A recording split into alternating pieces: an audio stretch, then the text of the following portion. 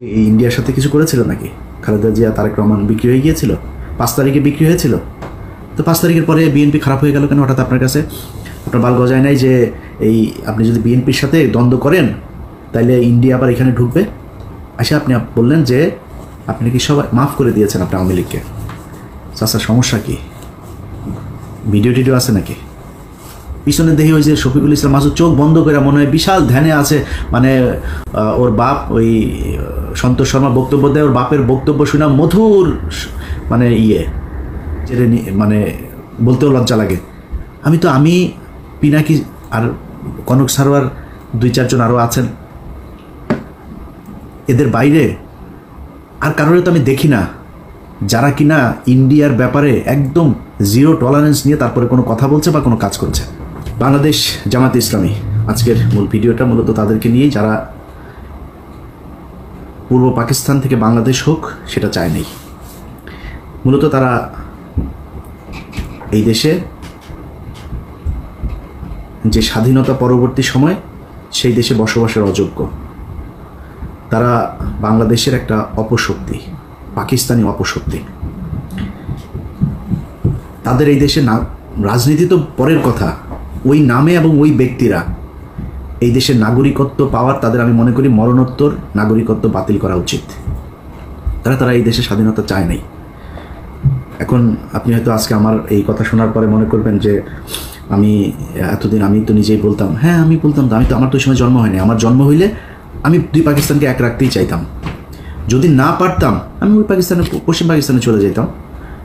আপনি পশ্চিম পাকিস্তানের পক্ষ হয়ে যুদ্ধ করলেন, পূর্ব পাকিস্তান স্বাধীন হয়ে গেল, আপনি আবার পূর্ব পাকিস্তানে থাকার জন্য আপনার এত খায়েশ কেন? আবার পূর্ব পাকিস্তানে আপনি রাজনীতি করবেন, সেই দলেই রাজনীতি করবেন, এত ঘাটতেরামো কেন? আপনাদের এই ঘাটতেরামোর কারণে আজকের এই বাংলাদেশে অসংখ্য মানুষ গুম হয়, খুন হয়, ধর্ষিত হয়, ধর্ম পালনের সমস্যা হয়, ইসলাম পালনের সমস্যা হয়, এই দেশের দাড়ি টুপি রাখতে সমস্যা হয়। কিভাবে খুব মনোযোগ দিয়ে শুনেন, কথা টুইস্ট করা যাবে না আর উল্টাপাল্টা বোঝাও যাবে না, যেটা বলছে সেটা বুঝতে হবে। জামায়াতে ইসলামী এই 71 সালের যে অবস্থান ছিল, আমি তাদের সেই অবস্থানকে সমর্থন করি, আগেও করি, এখনও করি, সারা জীবনই করব। কারণ 2 পাকিস্তানকে ভাঙার কারণে ভারত আজকে এই বাংলাদেশের উপরে এই ধরনের নির্যাতন এগুলো করার সুযোগ পেয়েছে। সে পর্যন্ত 71-এর 16 ডিসেম্বর ফুল স্টপ, শেষ। আপনি এসে তারপরে শুরু করলেন রাজনীতি করার সুযোগ দেওয়া হইল। দেওয়ার পরে আপনি 91 সালে খালেদা জিয়াকে সমর্থন দিলেন, সরকার গঠন হইল। 91 থেকে খালেদা জিয়া 96 পর্যন্ত কি দোষ করেছিল যে আপনি 96 সালে শেখ হাসিনার পক্ষে যায় খালেদাকে হটানোর জন্য জীবন মরণ দিয়ে যুদ্ধ করলেন? কি করেছিল খালেদা জিয়া আপনার সাথে? এই দেশের বিরুদ্ধে অবস্থান নিয়েছিল। বিএনপি দুর্নীতি করেছিল, দুর্নীতি আজকে করে নাকি, কালকে করবে নাকি, এই বিএনপি আবার আসলে আবার করবে। আওয়ামী লীগ কী করেছে গত 15 বছরে দেখেন না চোখে? কেউ বলে থাকে ওই মেট্রো রেলে উঠলে নাকি 2টা শব্দ তাদের খুব লাগে, যে মুনাফেকের জাতি নাকি যেন বলে, বেইমানের জাত, এটা মনে হয়। আরে তোর বাপের টাকা দিয়ে এই বানাই দিয়ে গেছিস, তোরা যেই টাকা দিয়ে মেট্রো রেল বানিয়েছিস, এরকম টাকা দিয়ে মেট্রো রেল এরকম পুরো ঢাকা শহর ছেয়ে ফেলা যায়। 3 পদ্মা সেতুর টাকায় 1 পদ্মা সেতু বানাইছিস। তোদের মেট্রো রেল আর পদ্মা সেতুতে উঠলে মনে হওয়ার কথা টাকাগুলো নিয়ে গেছিস, টাকাগুলো ফেরত দেওয়ার কথা মনে হওয়া দরকার। বেইমানের জাত মনে, তোর বাপের টাকা দিয়ে করছিস না? তো এই দেশে যারা ওই সময় রাজনীতি করেছে, বিএনপি বলেন, আওয়ামী লীগ বলেন, সবাই দুর্নীতি করেছে। তা আপনি 91 থেকে 96-তে আপনি জানেন না শেখ হাসিনাকে বাংলাদেশে ইন্ডিয়া পাঠিয়েছে কেন? 91-তেই তো ইন্ডিয়া তাকে বসাতে চেয়েছিল, পারে নাই, 96-তে বসাবে। আপনার এইটুক দূরদর্শিতা নিচে চুল গজায় নেয় আপনার, যে আপনি বুঝেন না যে হাসিনাকে দিয়ে তারপরে এই দেশটাকে ভারত নিয়ন্ত্রণ করবে। হাসিনার পক্ষ যা করলেন, 2 দিন পরে আবার ভাতার পাল্টাইলেন, ওই ভাতার আর ভাল লাগে না, ভাতার পাল্টায় আবার ফের খালেদা জিয়ার কাছে আসলেন, এসে তারপরে পায়েটায় ধইরা তারপরে জোট করলেন, করে আবার ক্ষমতায় বসলেন। ক্ষমতায় বসার পরে এরপরে দেশ চালাইলেন। দেশ চালানোর সময় যা হয়েছে, যেভাবে চলেছে, সেখানে তো আপনার বুঝার আমার মনে হয় না যে কোনো সমস্যা হয়েছে যে খালেদা জিয়া কি চায়, খালেদা জিয়া কি আসলে ভারতের লোক না কিসের লোক। যদি সমস্যা হতো তাহলে ওই সময় চলে আসতেন, সরেন নাই তো, তাদের সাথেই ছিলেন। আসলো 2024, মাঝখানের পুরোটা সময় বাদ দিলাম বিরোধী দলে। 24 আসার পরে আগস্টে হাসিনারে সরাইলেন, সরানোর পরপর বিএনপি আবার খারাপ হয়ে গেল। কারণ কি? বিএনপি তারেক রহমান ইন্ডিয়ার কাছে বিক্রি হয়ে গিয়েছে। বিএনপির চোর মানে যদি ধরা যায় 80%ই চোর, মানে এটা করা যায়। দেশের মানুষই ভাই 90%, 99% চোর আমার দেশের, ইনক্লুডিং মি। আমি বাদ দিলাম না, 99% চোর এই দেশে, হয়তো 2-1% ভালো থাকতে পারে। তো বিএনপি চুরি করেছে, এটা বাদ। বিএনপি আওয়ামী লীগ এই ইন্ডিয়ার সাথে কিছু করেছিল নাকি? খালেদা জিয়া তারেক রহমান বিক্রি হয়ে গিয়েছিল, 5 তারিখে বিক্রি হয়েছিল। তো 5 তারিখের পরে বিএনপি খারাপ হয়ে গেল কেন হঠাৎ আপনার কাছে? আপনার বাল গজায় নাই যে এই আপনি যদি বিএনপির সাথে দ্বন্দ্ব করেন তাহলে ইন্ডিয়া আবার এখানে ঢুকবে? আচ্ছা, আপনি বললেন যে আপনি কি সবাই মাফ করে দিয়েছেন আপনি আওয়ামী লীগকে। চাচার সমস্যা কি? ভিডিও টিডিও আছে নাকি রয়ের কাছে? টাকা পয়সা লেনদেনের কোনো কিছু আছে? সমস্যাটা কোথায়? আপনি এসে বললেন মাফ করে দিলাম, এটা আপনার কথা হওয়ার কথা না। আরে ভাই, গত 15 বছর এই দেশটা ইন্ডিয়ার কাছে বিক্রি করে দিয়েছিল। আপনি সেই দেশের স্বাধীন হবার পরে আপনি তাদেরকে মাফ করে দিয়ে তারপরে তাদেরকে নিয়ে থাকতে চান, কারণ কি? সমস্যাটা কি? এটা তো বলা দরকার মানুষের কাছে, এ কোন কারণে, কি স্বার্থ দেখে বা কোন যুক্তিতে আপনি তাদেরকে মাফ করে দিচ্ছেন এত তাড়াতাড়ি? বিএনপি শুরু করলো, জামাত টানছে, আমাদেরও তাহলে সবাই টানা দরকার।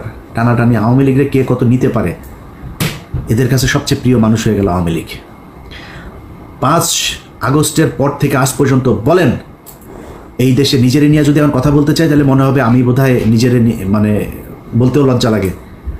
আমি পিনাকি আর কনক সারোয়ার 2-4 জন আরও আছেন,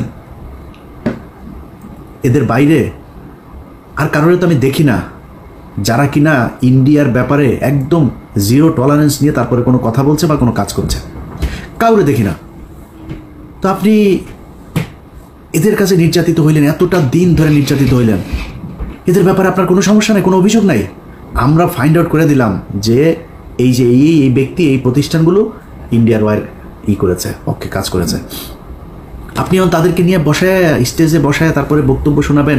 পিছনে দেখি ওই যে শফিকুল ইসলাম মাসুদ চোখ বন্ধ করে মনে হয় বিশাল ধ্যানে আছে, মানে ওর বাপ ওই সন্তোষ শর্মা বক্তব্য দেয়, ওর বাপের বক্তব্য শোনা মধুর, মানে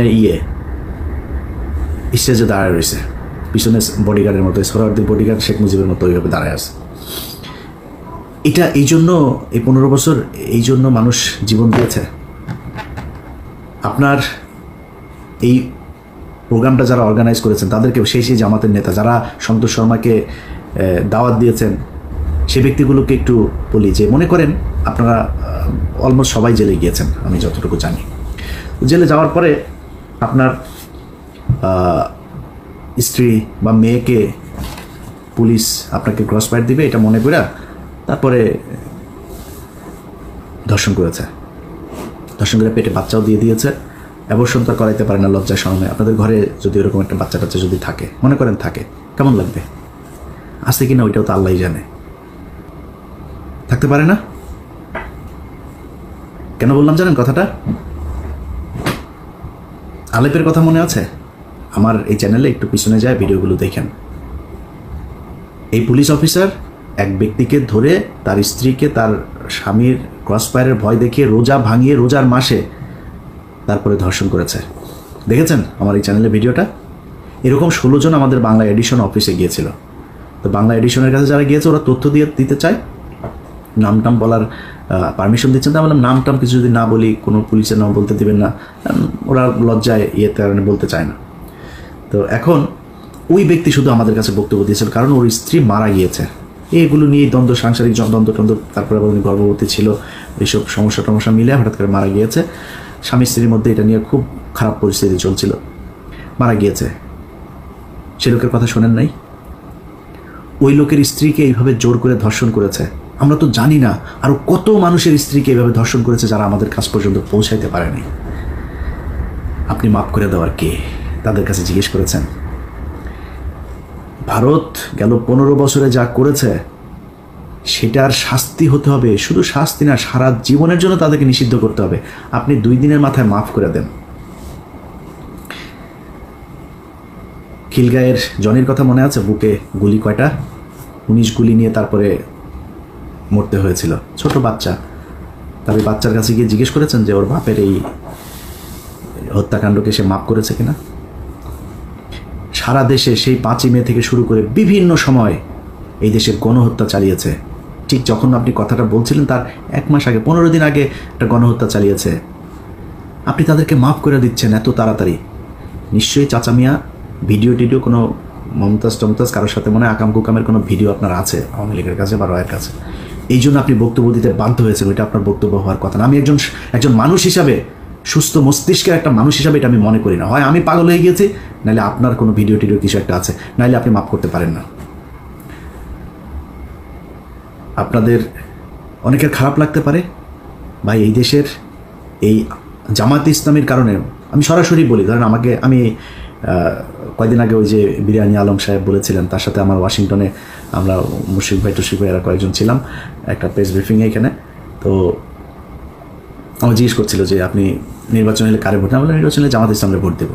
এখনও এটা প্রকাশ্যে, মানে এটা আমি যেটা বলি আমি সবার সাথে কথা ওইভাবেই বলি, জামাত ইসলামে দেবো। কেন জামাত ইসলামে কেন দেবো? মানে জামাত ইসলাম বিএনপি দুইটা আমার কাছে সমান দল, কিন্তু যেহেতু ওরা ইসলামটাকে একটু প্রেফার করে, তো আমি এই কারণে জামাত ইসলামকেই ভোটটা দিব। বাট আমি বিএনপিকেও পছন্দ করি, এখনও বলছি। এই এক কারণে জামাত ইসলামের প্রতি মানুষের যে দুর্বলতা, এইটার কারণে বিএনপির চাইতে আপনারা অনেকেই হয়তো জামাত ইসলামের, অনেকে আমার তো মানুষ জামাত ইসলামই মনে করে, তো কালকে হয়তো মনে করছে আরে ইলিয়াস কি সমস্যা, কি ইলিয়াস তো দেই জামাতও করেনি, তাহলে আসলে করে কোন দল? এখন আমি জামাত করি না, কিন্তু বিএনপির লোকজন কিন্তু আমার জামাত বানায়। এই যে জামাত বলা হয়, এটার কারণ কি জানেন? এটার কারণ হচ্ছে ওই যে ধর্মীয় কথাবার্তা বলি। যখন অফিসে জব করতাম ইটিভিতে, রোজা রাখতাম। রোজা রাখাই তো আবার মাঝে মধ্যে ধরেন শুক্রবারে নামাজ টামাজ পড়ার জন্য সময় চাইতাম অফিসে। এই তো জঙ্গি, তো মানে শিবিরের লোক। আবার ওই হরতালের সময় শিবিরের ওই ফুটেজ যেগুলো আমি তাড়াতাড়ি পাইতাম আর কি, আমার কাছে এই তথ্য আমি সোর্স মেনটেন করতাম। মনে করেন ওর সাথে ও এত ফুটেজ পায় কেমনে, কোথায় ভাঙচুর হয় এটাও জানে কেমনে। এইটাও আরেকটা কারণ। আমি একা না, আপনি বিএনপির সাথে বলবেন যে আমি বিএনপি করি বলে এই বা মানে বিএনপির কিছু দেখি না এটা বলে আপনি পাওয়ার সুযোগ নাই। কারণ বিএনপির সাথে আপনার অনেকগুলো জায়গায় পার্থক্য আছে, যেই পার্থক্যটা আপনাকে মেনটেন করতে হবে। যে পার্থক্যগুলো কি? আবরার ফাহাদ বলেছিল সে শিবির করে, আবরার ফাহাদকে হত্যা করা হয়েছে শিবির সন্দেহে, জানেন না? আমি বেতন পেয়েছি, 23,000 টাকা বেতন পাই মাত্র। তখন বেতনের পুরো টাকাটা নিয়ে তারপরে যে কোনো জামাত ইসলামের কোনো একটা জায়গায় দিয়ে এসছি। এটা একটা রসিদ ছিল, সেই রসিদটা আমার ডয়ারে ছিল, 23,000 টাকার একটা রসিদ। 23,800 টাকা বেতন পাইতাম তখন, 800 রেখে দিয়েছিলাম, 23,000 টাকার রসিদটা দিয়েছিলাম। তো আমি যেহেতু ঢাকা শহরে আমার যেহেতু মানে নিজের বাবার বাড়িটাই আছে, আমার যেহেতু মানে ভাড়া দিতে হয় না, আমি অফিসে অন্যদের চাইতে একটু রিল্যাক্স থাকতাম, কোনো বাজার টাজার কোনো কিছু আমার কোনো ঝামেলা ছিল না। তো আমি ওই টাকাটা দিয়েছিলাম। তো আমি ইটিভি থেকে যখন এই চেয়ারম্যান যখন জেলখানায় গেল, তখন আমার ড্রয়ার তো আমি কোনো জিনিসপত্র কিছু নিয়ে আসার সুযোগ পাইনি, আমি আর অফিসে যাইনি। আমার ওইখানেই খুঁজে এগুলো পেয়েছিল। ওই রসিদটা নিয়ে ডিবির মনিরের কাছে দিয়ে এসেছিল আমাদের 21 টেলিভিশনের অখিল পোদ্দার। আমার অনেক ঝামেলা হয়েছে ভাই, শুধুমাত্র এই জামাতের পক্ষে কথা বলা কিংবা জামাতের মতো করে কথা বলার কারণে। এই দায় আপনাদেরকে নিতে হবে। আবরার ফাহাদ মারা গিয়েছে, এই দায় আপনাকে নিতে হবে। আপনি ইসলাম নিয়ে রাজনীতি করেন, এই জন্য আপনার নামে যাদেরকে ফজরের নামাজ পড়তে যাওয়ার কারণে জঙ্গি বানিয়ে শিবির ট্যাগ দিয়ে তারপরে ফাঁসি দেওয়া হয়েছে, ক্রসফায়ার দেওয়া হয়েছে, যাদের স্ত্রীদেরকে ধর্ষণ করা হয়েছে, এর সব দায় জামাত ইসলামকে নিতে হবে। এই জন্য আপনার দায় অনেক বেশি বিএনপির চাইতে। বিএনপি তো ভাই খালি খালেদা জিয়া, তারেক রহমান, জিয়া পরিবার বাদ দিলে বিএনপির 90% মানুষের সাথে আওয়ামী লীগের কোনো পার্থক্য নাই। আপনি যদি নাকি এই ভারতের ইস্যুটার সামনে নিয়ে এসে যদি বলেন, ভাই বিএনপির বহু মানুষ আছে। এই যে সালাউদ্দিন দেখেন না, সালাউদ্দিন ইন্ডিয়াতে ধরে নিয়ে গিয়েছিল, আমরা জানি, ধরে নিয়ে যে তাকে গুম করেছিল। ওই গুম হয় নাই, ওই বাংলাদেশের মানুষের গুম করছিল।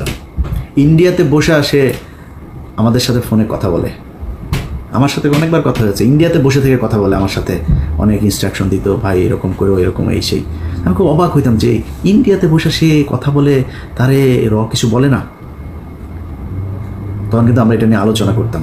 যে সমস্যা, এরা আসলে ইন্ডিয়া নিয়ে গিয়েছে ভাব ধরানোর জন্য, সে আসলে রয়েরই লোক, ওইখানে নিয়ে তাকে ট্রেন আপ করা হচ্ছে বিএনপিকে যাতে সে দেশে গিয়ে তারপরে সার্ভিসটা দিতে পারে। সেই সার্ভিস এখন এসালম টেসালম এদের সবাইকে বাঁচায় সালাউদ্দিন সাহেব দিচ্ছেন। তো বিএনপিরে যদি আপনি তারেক রহমান, খালেদা অর্থাৎ জিয়া পরিবারের বাদ দেন, আমি জানি না ভাই কয়জন খুঁজে পাবেন সেখানে ইন্ডিয়ান লোক। মির্জা ফখরুল এই দলের দ্বিতীয় পার্সন, তার মতো লোক ভারতীয় এজেন্ট। এরপরে আর কে কোথায় আছে আমরা জানি না, এটা নিয়ে আজকে কথা বলছি না, যেহেতু আজকে ওটা বাদ। তো মানুষের প্রত্যাশা জামাত ইসলামের উপরে অনেক বেশি, বিশেষ করে ভারতের ক্ষেত্রে, কারণ ভারতের সাথে আপনারা ৭১-এ হেরেছেন। এই গত কয়েক বছরে আপনাদের কয়েকজনকে হত্যা করা হয়েছে। ১৫ বছর আপনাদের যেসব শিবিরের ছেলেপেলে আছে, জামাতের লোকজন আছে, তাদেরকে প্রচণ্ড কষ্ট নির্যাতন সহ্য করতে হয়েছে। এই কষ্ট আপনাদের উপরের এই তাহের ঠাকুরের মতো, এই তাহের মিয়ার মতো এরকম ২-৪ জন রয়ের এজেন্টকে নিয়ে আপনি এই পুরো দেশের সব মানুষকে বিপদে ফেলতে পারেন না। জামাতে ইসলামকে নিয়ে অনেক কিছু বলার মতো সুযোগ ছিল, কিচ্ছু বলি নাই। আপনি জানেন এটিএম আজহার এখনো পর্যন্ত জেলখানায় আছে। বাংলাদেশের মানুষকে বিষয়টা বলি, কেন আছে জেলে জানেন? জেলে আছে জামাত ইসলামের কয়েকজন নেতার কারণে। তারা ইচ্ছা করে তাকে জেলখানায় রেখেছে, তারা চায় না সে ছাড়া পাক। ৫ তারিখের পর থেকে এখনো পর্যন্ত জামাত ইসলামের অনেক নেতার বাড়িতে আওয়ামী লীগের লোকজনকে লুকিয়ে রাখা হয়েছে। শিবিরের ছেলে পেলে যায় কিছু কিছু জায়গা থেকে তুলে জোর করে তারপর জামাতের সাথে যুদ্ধ করে তাদেরকে বের করেছে। জামাত ইসলামের সাথে শিবিরের একদম খুব স্পষ্ট কিছু দ্বন্দ্ব, তারা সেই বিষয়গুলো বাইরে আসতে দেয় নাই, কিন্তু সেই দ্বন্দ্বগুলো এখন প্রকাশ পাচ্ছে। জামাত ইসলাম, ইসলামী ছাত্র শিবির থেকে শুরু করে যারা এই দলের সমর্থক কর্মী যারা যেখানে আছেন, আপনারা যদি মনে করেন ভাই সন্তোষ শর্মার মতো লোককে এরকম একটা জায়গায় জায়গা দিয়ে জামায়াত ইসলাম ভালো কাজ করেছে এবং আপনারা সেটাকে সমর্থন দেবেন, আমার কোনো সমস্যা নাই। কিন্তু আজকের পর থেকে জামায়াতে ইসলামকে কোনো জায়গায় কোনোভাবে ছাড় দিয়ে ইলিয়াস হোসাইন কথা বলবে না। আপনাদের সম্মান থাকলো কি না থাকলো যায়ও না আসেও না, কারণ এই জামায়াত ইসলাম আর আওয়ামী লীগের মধ্যে কোনো পার্থক্য নাই। ওরা ভারতীয় চর, তোমরা পাকিস্তানি চর। আমরা পাকিস্তানের সাথে প্রচণ্ড ভালো সম্পর্ক রাখতে চাই, কিন্তু তুমি পাকিস্তানের হয়ে এই দেশের বিরুদ্ধে, মানুষের বিরুদ্ধে যুদ্ধ করে তারপরে এই দেশে এসে রাজনীতি করবা, রাজনীতি করতে এসে যখন যার দিকে মনে চায় তার পক্ষ হয়ে কাজ করবা, আর তোমারে আমরা কোলে তুলা তুলা নাচবো, এটা মনে করার কোনো কারণ নাই। এই কারণেই আজকের ভিডিওতে সব শেষ যেটা বলতে চাই, তোমাদের এই গত ১৫ বছরে তোমার দলের ভেতরে যত মানুষজন নির্যাতন সহ্য করেছে তাদের কাছে পারমিশন নেওয়া, তারপরে সন্তোষ শর্মাকে কালকে স্টেজে উঠিয়েছিল কিনা, এটার পরিষ্কার জবাব তোমাদের Facebook, website, television, press release এসবের মাধ্যমে আমরা জানতে চাই। আল্লাহ হাফেজ।